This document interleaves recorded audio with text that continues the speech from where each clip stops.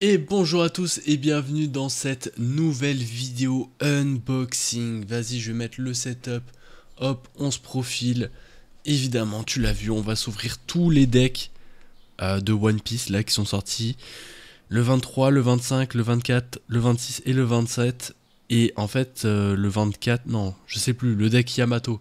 Qu'est-ce qui s'est passé? Alors, c'est pas que je veux pas jouer le deck Yamato. C'est tout simplement que dans la commande que j'ai passée, ils m'ont remplacé Shanks par Yamato. Donc en fait je me retrouve avec 3 Yamato parce qu'en réalité j'en ai déjà ouvert un des decks hors caméra. J'ai ouvert un Buggy, un Teach et un Shanks. Et donc j'avais commandé 2 Shanks parce que je voulais jouer Shanks et j'avais pré-shot. Et au final je me retrouve avec 3 Shanks.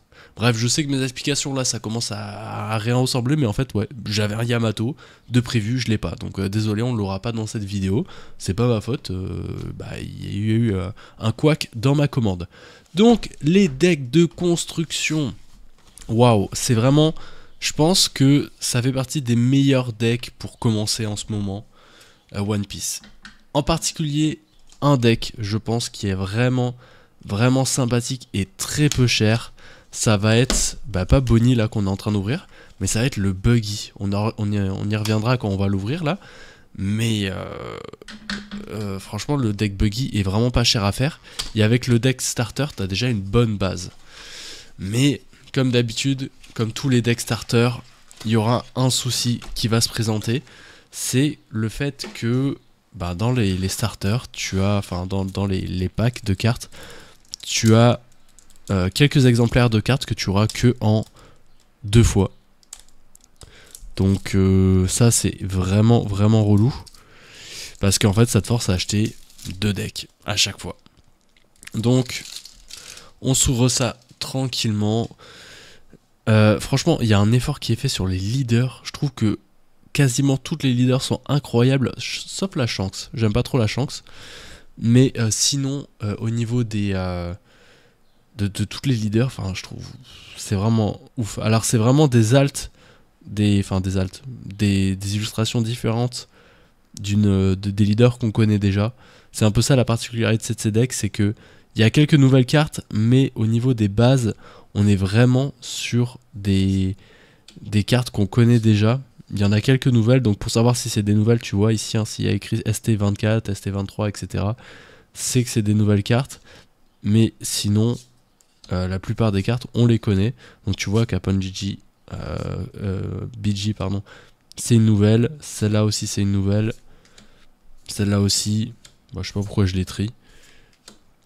Mais ensuite, voilà, on retourne sur, tu vois, celle-là c'est du EB1, etc. Donc c'est des cartes qu'on connaît dans l'intégralité. Hein. Vraiment, il n'y a pas trop de surprises. Et on finit avec des petites events et des dons. Voilà. Je vais pas passer le deck en review. En plus, le deck Bonnie, je le connais pas trop. Je sais juste qu'il y a une SR qui est ultra capitale, qui est Cavendish, qui est de EB1 et qui commence à grimper en prix sa race parce qu'il va être joué dans le prochain Zoro, parce que Bonnie c'est toujours méta dans le comment ça s'appelle, dans OP12, etc. Je propose qu'on s'ouvre les packs à la fin. Hein. On va ouvrir les decks rapidement. Donc ouais, Cavendish de EB1, la verte là, les prix c'est n'importe quoi, ça commence à exploser. À l'heure où actuelle je tourne la vidéo le 10 juin, il se peut qu'il y ait une annonce le 12 parce que Bandai fait un live. Et dans ce live, peut-être il y aura une annonce par rapport au jeu, est-ce qu'il y aura des bans, etc. Donc je pense que cette vidéo sortira après. En gros, s'il y a une annonce, une grosse annonce, il y aura une vidéo avant sur la chaîne. Que je vais essayer de couvrir. Enfin, je vais essayer de couvrir la grosse annonce. Parce que, ouais, apparemment, il peut y avoir un truc de ouf au niveau des bans et tout ça. Et hop, cette vidéo sortira après. Donc, c'est pour ça que j'ai envie de vous dire, ne vous jetez pas sur la Cavendish.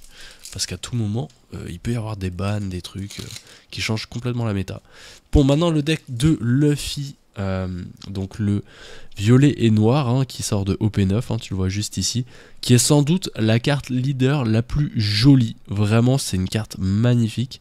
Alors moi, je joue pas le deck et je pense pas le jouer, mais franchement, on est sur quelque chose de vraiment magnifique au niveau de la leader. franchement trop bien. On a quelques nouvelles cartes, dont cette Robin. Pareil, là, je connais pas trop. Ce Luffy, je sais qu'il rentre dans quelques cartes, apparemment. Enfin, dans quelques decks, je veux dire. Et ensuite, on a cette Soba Mask aussi, qui rentre dans quelques decks. Celle-là aussi, c'est un nouveau Chopper. Un nouveau Frankie. Et ensuite, là, voilà, on est sur des cartes qu'on connaît. Ça aurait pu être cool qui reprint Uzo Hachi, je pense qu'il s'appelle. Le Uzo Hachi, là, le sort de 3 cost, Touquet, qui vient te... Oh, il y a des Gum Giants. Bon, le prix des Gum Giants va chuter en flèche. Mais oui, le Uzo Hachi, là, qui te permet de reste un 3 cost adverse qui est trop forte, mais qui est une carte que tu peux avoir que dans le deck ST18, je crois. Donc ça fait un peu mal maintenant parce qu'il a bien grimpé. Allez, vas-y, on va s'offrir un Shanks rapidement. Je comprends pas les gens, par contre, qui achètent ces decks-là et qui les gardent scellés. Parce que vraiment, le scellage, c'est juste 2 scotch. Et il y a un pack à l'intérieur. Ok, bon, pour la collection, c'est pas non plus... Voilà. Et les cartes, c'est fait pour jouer, quoi. C'est fait pour jouer. Alors, je peux comprendre que t'achètes le deck pour la collection dans le sens où t'as une leader alternative et t'as des petites SR assez spéciales et t'as un pack en plus. Mais si tu l'achètes juste pour le garder scellé, je comprends vraiment pas l'initiative. La Shanks, on l'a vu. Moi, je l'ai déjà vu parce que j'en ai déjà ouvert un. Hop, on met le pack de côté. J'espère qu'on aura du lourd dans les packs. Hein. J'espère qu'on aura du lourd. Donc Shanks, très belle leader, même si je trouve que c'est la moins belle de tous les nouveaux decks. En plus, à part ça, hein, moi j'ai commencé le jeu par Shanks. J'en attendais beaucoup de ce deck, c'est pour ça que j'en avais commandé 2. Mais j'en ai reçu 3 au final. Hein. Je vais pas raconter encore ce qui s'est passé au début de cette vidéo.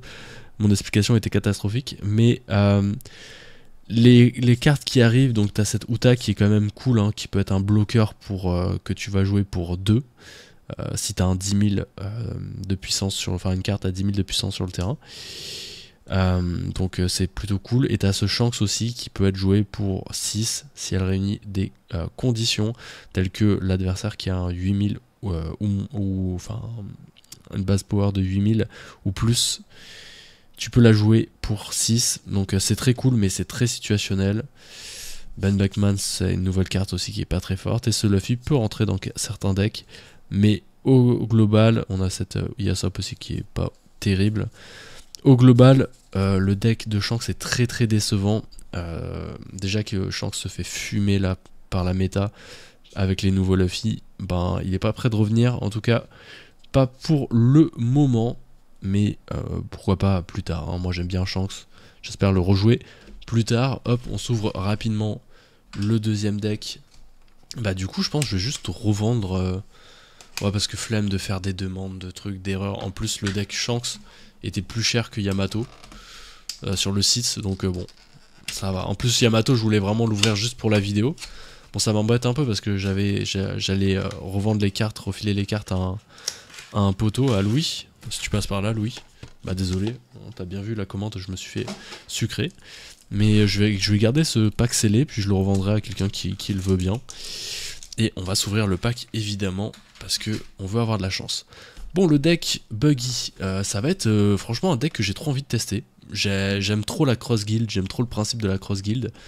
Et le fait que le deck maintenant soit plus ou moins méta, parce qu'il reçoit tellement de support, je pense que c'est le deck le plus worse des starter decks là, de cette série. Parce que il y a juste des trop bonnes decks qui viennent vraiment supporter, renforcer le deck de base de Buggy qui souffrait d'énormément de lacunes. Il y a vraiment trop de bonnes cartes qui arrivent, donc ça c'est vraiment chouette. Hop, on met le pack de côté. Trop d'ouvrir les packs d'ailleurs. Donc ouais, Buggy, moi je vais le jouer parce que franchement, si t'achètes deux starter packs, t'as quasiment tout le deck.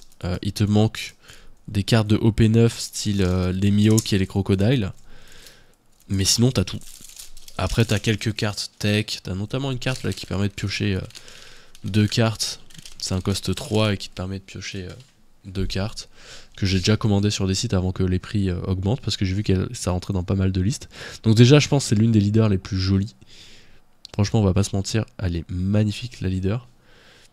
Et ensuite, voilà, t'as cette Crocodile et Mihawk qui est vraiment très très jolie et qui rentre dans le deck.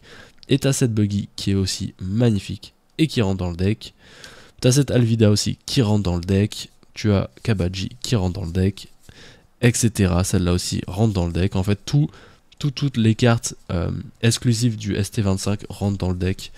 Donc c'est très cool. Moi j'ai déjà mes 2 exemplaires. Donc voilà, j'ai mes 4 trucs. Donc bah, c'est dommage hein, qu'à chaque fois tu dois acheter 2 starter decks si tu veux vraiment jouer des cartes, parce que bah, il faut les cartes en 4 exemplaires. Et évidemment que les cartes qui rentrent dans le deck, bah, dans les starter decks, t'en as que 2. Donc faut acheter 2 decks pour avoir 4 exemplaires. Ça c'est vraiment le gros défaut moi des starter decks, je trouve. Hein. C'est tant qu'à faire, mettez vraiment 4 exemplaires de chaque carte. Hein. C'est relou, mais au moins il y a un petit lot de compensation parce que t'as un petit pack, donc on va dire c'est ok. Mais faut le dire, c'est assez cher. En tout cas, nous ici au Québec, à Montréal, le prix des decks, bah déjà t'es pas garanti d'en trouver partout. Il n'y a pas beaucoup de quantité. Moi j'ai eu de la chance, j'ai eu un petit restock. Bah, je suis allé le jour de la sortie, là je suis allé dans une boutique donc j'ai pu en avoir. C'était cool. Mais sinon, voilà, c'est assez dur de s'en procurer, c'est dommage. C'est dommage parce que bah, ça devrait pas, hein. Ça devrait être, voilà, quand t'es débutant, bah, tu devrais te présenter en boutique et pouvoir en acheter un directement pour commencer à jouer. Marshall Dietrich, hop, ça aussi, il reçoit quand même des cartes assez puissantes, mais pour l'instant, on n'a pas trop d'idées de comment ça va impacter le deck, parce que le deck est déjà très fort de Teach. Donc peut-être que les nouveaux Teach vont rentrer, peut-être pas, à voir comment ça évolue. En tout cas, la leader, elle est succulente, elle est vraiment sublime. On a cette cousine aussi qui est trop belle, qui se marie très bien avec l'autre cousine de OP10. Et on a ce nouveau Marshall Dietrich coup de 7, peut-être j'ai dit 10 tout à l'heure, excusez-moi, qui est aussi très forte, qui rentre dans le deck, pas forcément en 4 exemplaires, on verra. Et ensuite, voilà, c'est plus des cartes anecdotiques, je sais pas si elles rentreront. J'ai vu des listes avec lui. Mais après tu les connais, voilà. Donc vraiment si tu veux commencer à jouer Teach aussi, t'as quand même une très bonne base. Puis le deck de Teach est vraiment accessible. Avant il y avait les Finger Pistol qui rentraient, qui étaient un peu chers, de EB2, EB1. Mais maintenant j'ai vu plein de listes sans les Finger Pistol. Donc franchement ouais, moi je te dirais hein, si tu veux vraiment commencer le Buggy, un bon très bon deck, pas très cher. Bon, allez, on a 6 packs à s'ouvrir de OP11. OP11, t'as vu, hein, j'ai eu quand même des beaux drops dans l'ensemble, même si j'ai manqué un peu de chance. J'ai vu des mangas s'ouvrir devant mes yeux, j'ai pas vu des Luffy Phantom pour l'instant. Est-ce que je vais en voir une ce soir? On verra bien. Franchement, dans les 6 packs, si on peut avoir au moins un pack avec du lourd, ça pourrait être très cool. Parce que bah, les packs que j'ai ouverts de mon côté tout seul, j'ai rien eu du tout. Et là, j'ai l'impression que ça va se poursuivre. Hein. J'ai l'impression que ça va se poursuivre. Hein. J'ai ouvert d'ailleurs avec Raïm, on était un moment dans Alt F4, on a un peu craqué, on s'est ouvert quasiment toute une display de double pack. Bah figurez-vous que dans toute la display de double pack, il y avait juste une Alt. Je vous laisse faire les calculs, mais les probabilités sont vraiment dégueulasses. Ça devrait vraiment être illégal. Parce que ouais, les double packs c'est un peu ça, hein. C'est qui tout double, hein. Soit t'as beaucoup de chance, soit t'en as pas. Et bah là on n'en avait pas. Parce qu'il n'y a vraiment pas de quota comparé à des displays de booster classiques. Bon allez, 2 packs pour l'instant un peu éclatax.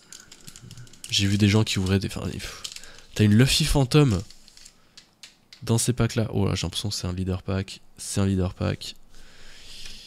Donc ouais, je disais, t'imagines, tu ouvres ça, t'as un Luffy Phantom. Wow, c'est incroyable. Leader pack, let's go. Allez, 3 packs. Souhaitez-moi bonne chance. On veut pas des Don packs, s'il vous plaît. On veut pas des leader packs. Ou alors si y a un leader, on veut qu'il soit ici. Non, allez, j'ai tenté. Mais si t'as un leader ici, ça veut dire que c'est une alt. Et non, encore rien du tout. J'ouvre à l'américaine, hein, les gars, je m'en fous. Mais là, je sens la douille. Doll, ça fait... on va avoir le playset encore une fois. Là. J'ai l'impression d'avoir à chaque pack. Allez, 2 packs, s'il vous plaît, au moins une halte, même si c'est pas une halte trop chère. On s'en fout, mais on veut une halte pour la collection. Il y a des haltes de OP11 d'ailleurs qui valent rien du tout. Hein. La Jimbe, la Arlong, ça vaut rien du tout. Alors qu'il y a des haltes qui valent vraiment beaucoup plus, genre la Katakuri. Allez, un peu de chance, s'il vous plaît, s'il vous plaît. Et non, on n'aura pas de chance. Il reste un petit paquet. Hein. Mais j'ai pas trop d'espoir. Mais bon, il suffit d'un paquet. Hein. Ah, pour avoir une manga, faut ouvrir un paquet, en théorie. Hein, dans un paquet, tu peux avoir. Donc là, on n'a pas de don, on n'a pas de leader. Est-ce qu'on a quelque chose? Et non, on n'aura rien du tout. Je suis éteint. Tout ça pour aucun truc. Il y en a qui vont ouvrir des starter packs, qui vont me mettre en commentaire. Ah, j'ai ouvert le starter pack de Bonnie et j'ai eu Luffy Phantom. Eh ben, grand bien vous en fasse. Non. Grand bien vous en fasse. Moi, j'ai rien eu. Donc, bah, petit récap. Hein, petit récap, non. Hein, tu l'as vu, mais des petits starter decks très intéressants. Je vais pouvoir enfin build mon buggy. Je pense qu'il me manque aucune carte. Oui, à part les chercheurs là. Faut que je reçoive. J'attends un colis pour le compléter.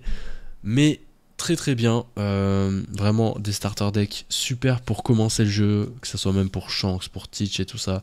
T'as des très très bonnes bases. Et ce buggy, comme je te l'ai dit, qui permet vraiment, enfin qui va vraiment chambouler la méta, j'ai l'impression. Et la petite Bonnie, qui sert pas à grand chose, hein, parce que toutes les cartes de Bonnie sont pas forcément dans ce deck. Mais voilà, c'était Vivre Card, on se retrouve bientôt pour une nouvelle vidéo. À l'heure actuelle, le 12 juin n'est toujours pas passé, j'ai trop hâte de voir qu'est-ce qu'ils vont annoncer. J'ai trop hâte, ça se trouve j'aurais fait une vidéo. Bref, allez, ciao.